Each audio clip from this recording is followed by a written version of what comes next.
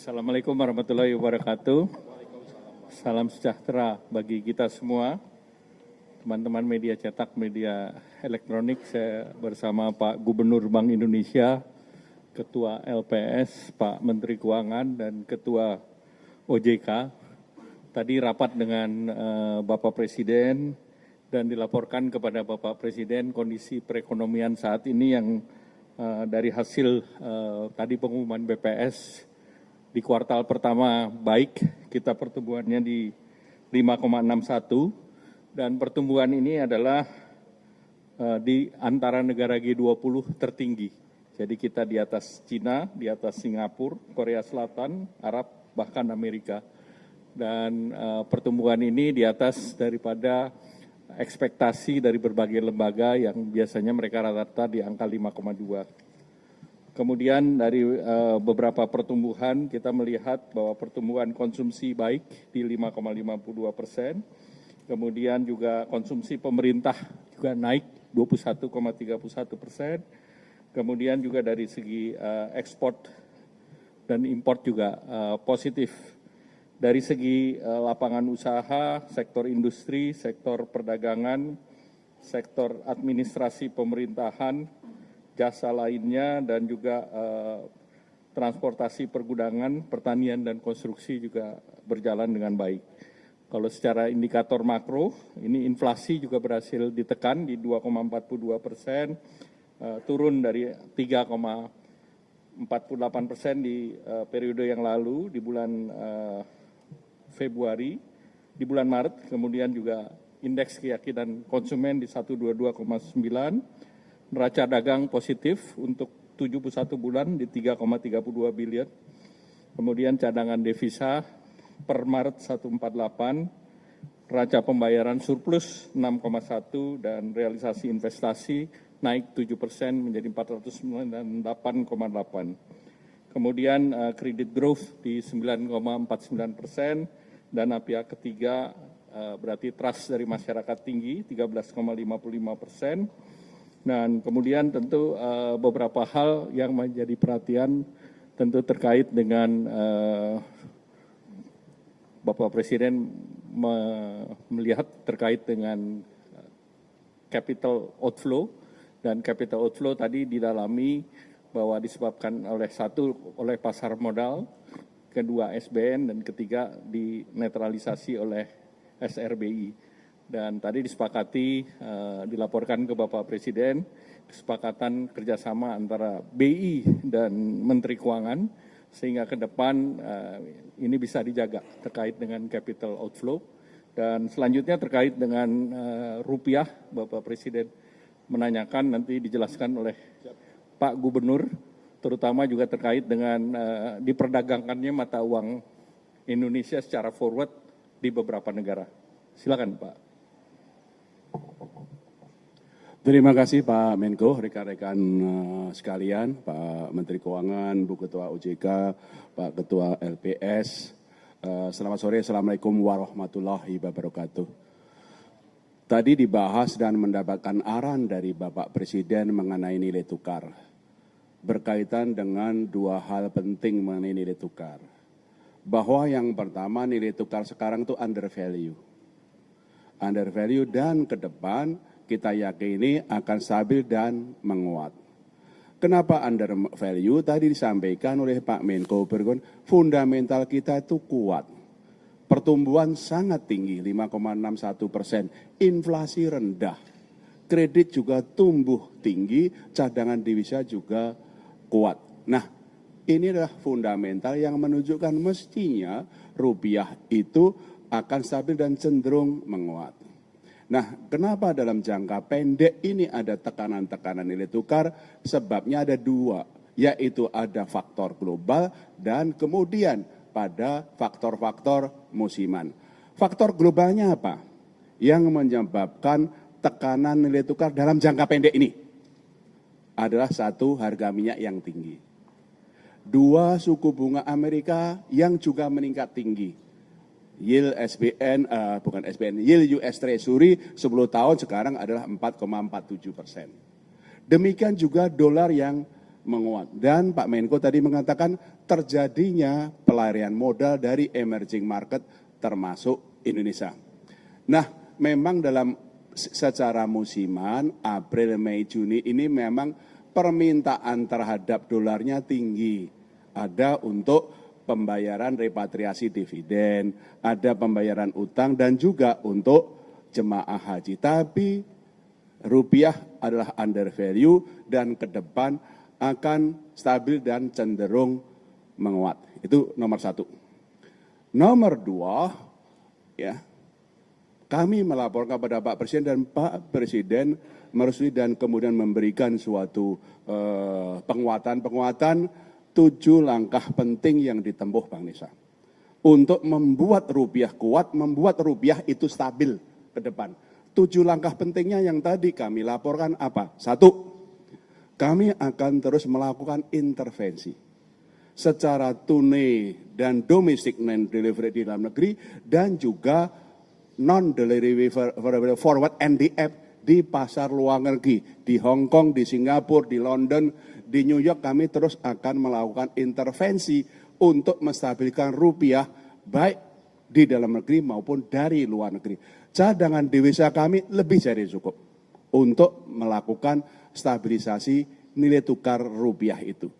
Yang kedua, tadi Pak Menko sudah menyebutkan, karena sementara ini SBN itu keluar, kemudian saham, meskipun dalam minggu-minggu terakhir hasil koordinasi dengan Pak Menteri Keuangan sudah mulai inflow, tapi year to date masih outflow.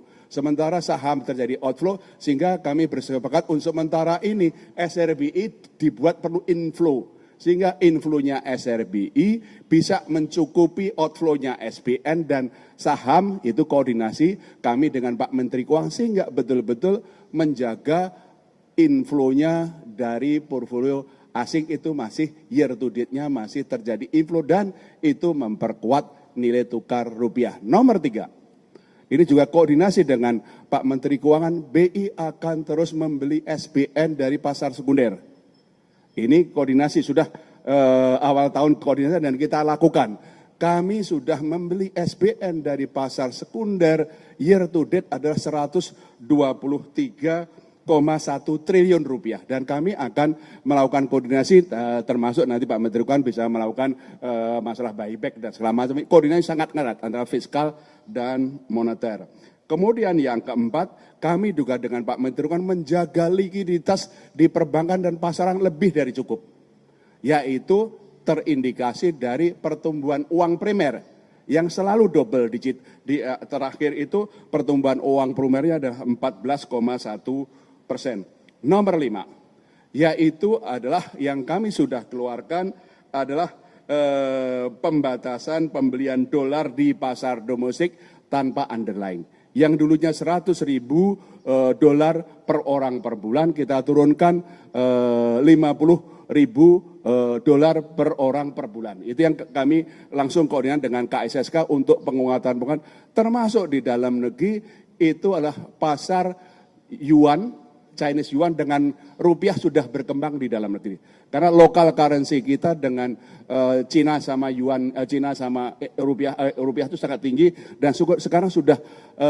mulai terbentuk pasar domestik yuan sama rupiah termasuk ini local currency sehingga itu mengurangi atau melakukan diversifikasi dari dolar sehingga itu bisa memperkuat. Nomor 6 adalah penguatan untuk pasar intervensi kami di offshore non-delivery forward. Supaya kita lebih mampu mengendalikan perkembangan nilai tukar di offshore, di luar negeri.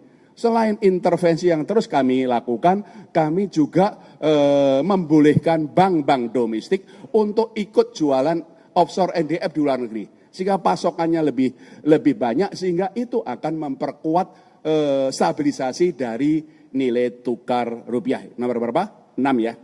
Nomor 7 adalah peningkatan pengawasan kepada bank-bank dan korporasi yang terutama kami lihat bank-bank korporasi yang aktivitas pembelian dolarnya tinggi, kami kirim pengawas ke sana koordinasi dengan Bu Frederica Widiasari dari Ketua OJK untuk memastikan bagaimana stabilitas sistem keuangan terjaga. Terima kasih Pak Menko. 25.000. Ya. yang tadi pembatasan pembelian dolar yang sudah kami turunkan dari 100.000 menjadi 50.000, kami persiapkan, kami akan turunkan lagi menjadi 25.000 sehingga pembelian dolar sampai dengan atau di atas 25.000 itu harus pakai underlying. Ya, itu yang kami akan perkuat, ini akan kami perkuat dalam negeri. Pak Menko sudah cukup? Oke, berarti yang lain. Silakan Pak Menteri Keuangan. Terima kasih Pak Menko. Saya sedikit aja, nggak 10 kayak Pak Gub tadi, 2 aja, 10 Pak. 7. Saya 2 aja mungkin. Yang pertama dari angka pertumbuhan ekonomi tadi yang keluar hari ini 5,61, itu kita diskusikan dengan Bapak Presiden bahwa kita memang sudah bisa membalik arah ekonomi. Dulu kan sebelumnya 5,39, sekarang 5,61, dibanding sebelum-sebelumnya 5 atau di bawah 5 sedikit kan. Jadi ekonomi kita sedang mengalami akselerasi. Itu yang tidak disadari banyak orang sehingga orang agak takut dan keluar dari pasar modal. Kan saya kemarin bilang serok aja. Kalau mereka ikut mesti nanti ke depan akan untung banyak. Tapi jelas ekonomi sedang menuju pertumbuhan akan yang lebih cepat. Dan akan kita jaga untuk triwulan kedua dengan berbagai kebijakan, koordinasi dengan Bank Sentral juga menjaga sistem kondisi likuiditas, dan juga kita akan memberikan stimulus tambahan ya Pak Menko ya ke perekonomian yang nggak lama lagi akan diumumkan, ya mungkin 1 Juni akan mulai jalan. Yang kedua untuk memperkuat nilai tukar, kami juga akan menerbitkan bond dalam Panda Bond di Cina dengan bunga yang lebih rendah sehingga kita tidak tergantung terlalu banyak ke dolar lagi. Jadi diversifikasi kita akan lebih baik lagi ke depan. Jadi prospek kita bagus, teman-teman semua nggak usah takut. Tadi Pak Presiden juga bilang sama saya, suruh sampaikan pesan bahwa uang saya cukup, duitnya banyak, jadi Anda nggak usah takut. Terima kasih Pak.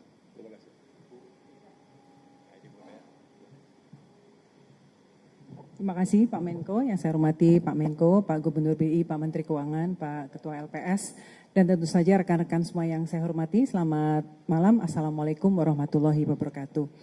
Baik, tadi kami menyampaikan dari forum tadi, pada intinya kalau dari kami menyampaikan mungkin concern dari yang disampaikan oleh Pak Menko tadi terkait dengan pasar modal. Dapat kami sampaikan kalau teman-teman lihat terjadi outflow ya, karena memang saat ini kondisi dari faktor geopolitik dan geoekonomi secara global, di mana tentu kalau dari the Fed higher for longer, makanya pada outflow. Namun selama kita yakini fundamental kita baik ya, kita harapkan ini akan bisa berbalik. Namun demikian dapat kami sampaikan bahwa setelah market event yaitu yang dicetuskan dari semenjak akhir Januari kemarin dari MSCI, dapat kami sampaikan bahwa seluruh hal-hal yang menjadi concern dari global investor terkait dengan transparansi dari pasar modal Indonesia, di mana data dari 1% pemegang saham sudah kita buka, kemudian granularity dari data dari 9 klasifikasi menjadi 39 sudah kita sampaikan secara sangat granular. Kemudian ultimate beneficial owner juga sudah kita sampaikan, dan juga satu lagi terkait likuiditas yaitu untuk free float di atas 15% dengan stages yang kita sampaikan. Nah kemudian kalau kita melihat bagaimana perbaikan-perbaikan ini tentu menimbulkan implikasi ya. Kalau kita lihat nanti mungkin sebelumnya saya sampaikan, saat ini kalau teman-teman memperhatikan indeks harga saham gabungan, pergerakannya sudah inline dengan indeks-indeks utama seperti LQ45, IDX30 dan sebagainya. Jadi saham-saham yang sekarang pergerakannya sudah lebih ke fundamental, dan kalau kita melihat nanti mungkin pengumuman di Mei ya oleh MSCI dan juga nanti di Juni untuk terkait market kita, ya mungkin kalau di Maret nanti akan ada rebalancing dari indeks MSCI kita, mungkin kita ya expect akan terjadi penyesuaian, namun kita sampaikan ini adalah temporary dampak temporary dari perbaikan yang kita lakukan. seperti short term pain gitu ya, tapi harapannya ke depan akan semakin baik secara fundamental dan kita harapkan ini akan semakin baik karena kita terus memperbaiki contohnya untuk pendalaman pasar. Teman-teman kalau melihat angka jumlah investor di pasar modal kita dalam 1 tahun tuh naik sekitar 5 juta SID. Jadi kita pendalaman pasar, bagaimana investor domestik kita tingkatkan supaya kalau terjadi gonjangan di luar tetap lebih stabil untuk market kita. Mungkin dari kami itu Pak Menko, terima kasih. Terima kasih Ibu Fredrika Widiasari. Yang terakhir terkait dengan regulasi devisa hasil ekspor sumber daya alam. Jadi revisi perubahan terhadap PP 36 sudah difinalisasikan dan akan diberlakukan per 1 Juni 2026. Jadi perubahan bahwa DHE SDA wajib masuk ke Himbara dan dikonversi ke rupiah maksimum 50% dan juga terkait dengan sektor ekstraktif atau oil and gas itu berlaku seperti yang sekarang, yaitu yang berlaku 3 bulan. Baik, cukup. Ada pertanyaan?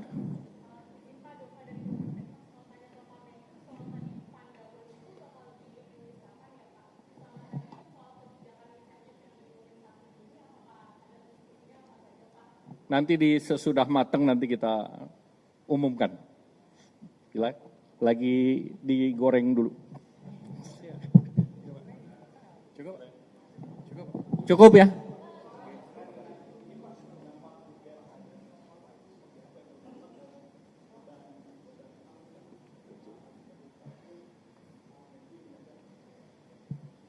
Jadi angka-angka yang saya sebut waktu itu dengan asumsi $100 per barel itu sudah memasukkan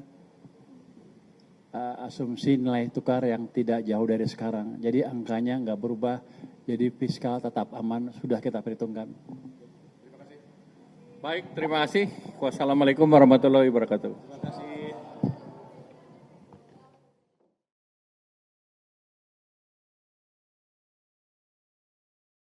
Jelajahi cara baru mendapatkan informasi. Download Metro TV Extend sekarang.